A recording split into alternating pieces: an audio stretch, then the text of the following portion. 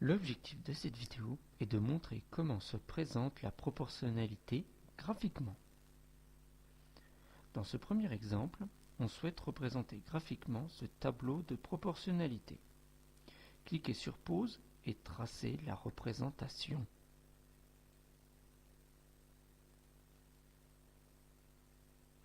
Il est à remarquer que le coefficient de proportionnalité ici est 2.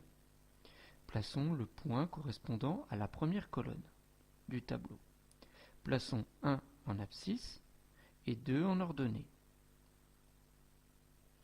Plaçons maintenant le point correspondant à la deuxième colonne du tableau. Plaçons 2 en abscisse et 4 en ordonnée.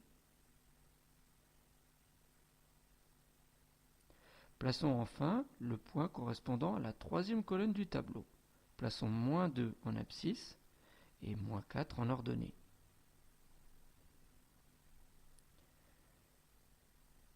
Les points représentant cette situation de proportionnalité sont alignés avec l'origine du repère.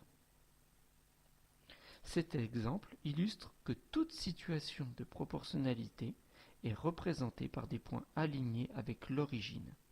La propriété réciproque est également vraie, c'est-à-dire que si les points sont alignés, alors c'est une situation de proportionnalité. Étudions un exemple pour illustrer cette propriété. Nous souhaitons déterminer si c'est un tableau de proportionnalité. Cliquez sur Pause afin de résoudre l'exercice.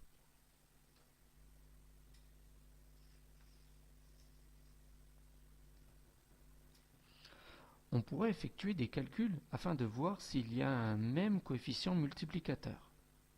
Nous allons ici plutôt tracer la représentation graphique de ce tableau. Plaçons le point correspondant à la première colonne.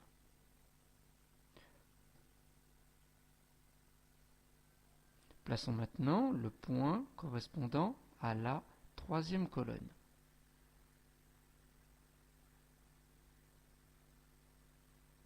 Et enfin, le point correspondant à la troisième colonne.